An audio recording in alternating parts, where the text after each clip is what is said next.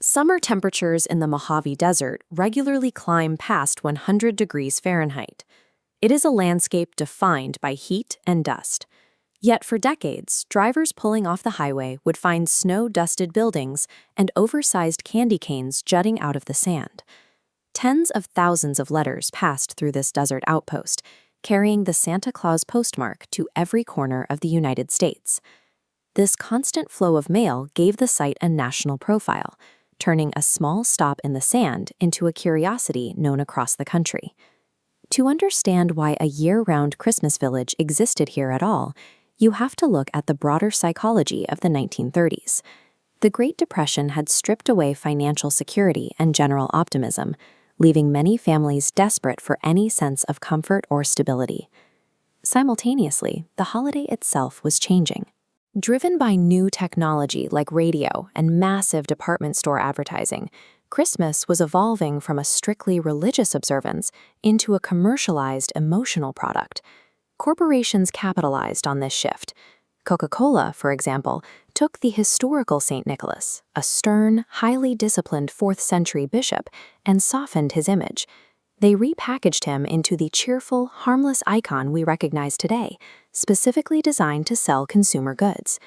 This new, standardized version of Christmas offered a sense of reliability to a public that had very little. It was this specific emotional branding that created the opening for an ambitious, geography-defying bait and switch. By 1937, automobile travel was growing. Nina and Edward Talbot watched families driving through the Arizona highway system and noticed how the sheer monotony of the desert left tourists highly receptive to anything novel. The Talbots were aspiring real estate developers. They had land to sell, but they faced a severe geographical hurdle. They needed a way to compel speeding drivers to hit the brakes and voluntarily step out into the heat to hear a sales pitch. Their solution was to leverage the new imagery of Christmas. They built a highly visible, festive village right off the highway to act as a massive roadside lure. The festive attraction itself only took up a tiny fraction of their land. Surrounding it was a vast, sprawling grid of empty residential property lines. The Christmas village was an infrastructural funnel. The strategy was to pull high-velocity tourists off the road, capture their attention with holiday nostalgia, and then convince them to stay, buy a plot of land, and build a permanent town. The tinsel and the holiday themes served as the veneer for an aggressive real estate acquisition scheme.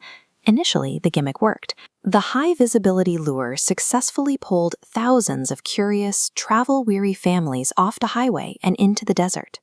To capture more revenue from the rising foot traffic, the Talbots expanded. They built an inn and a restaurant, which quickly gained regional fame, mostly thanks to Nina Talbot's highly regarded rum pie. The attraction's reach grew so large that even Hollywood celebrities traveled deep into the Mojave specifically to dine there.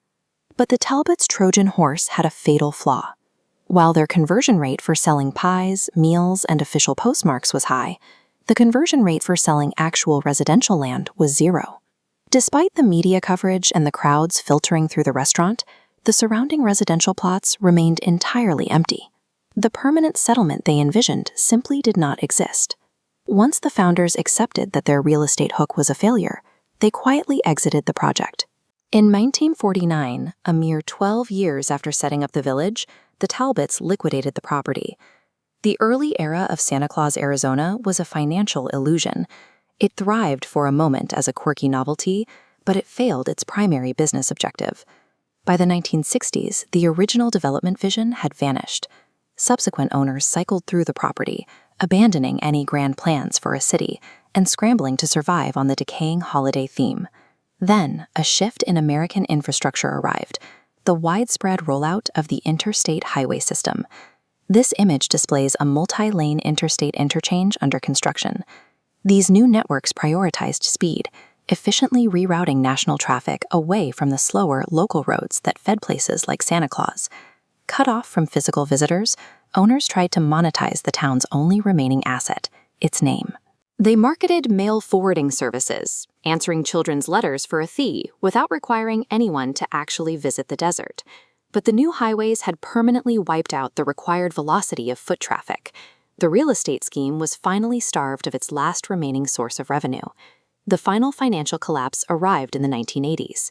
Property values plummeted so far that when the owner attempted to sell the entire 4-acre town, the highest offer he received was just $50,000. The village officially closed its doors for good in 1995. The bustling family attraction devolved into an eerie ruin, its empty rooms slowly filling with sand and attracting vandals. By 2022, the state of Arizona intervened. Years of exposure to extreme heat and wind had left the walls collapsing and roofs caving in, turning the site into a legal liability.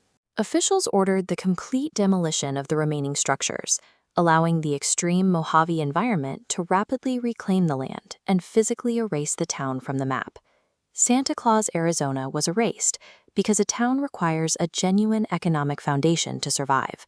Commercialized novelty is just a mirage, and eventually the desert reclaims it all.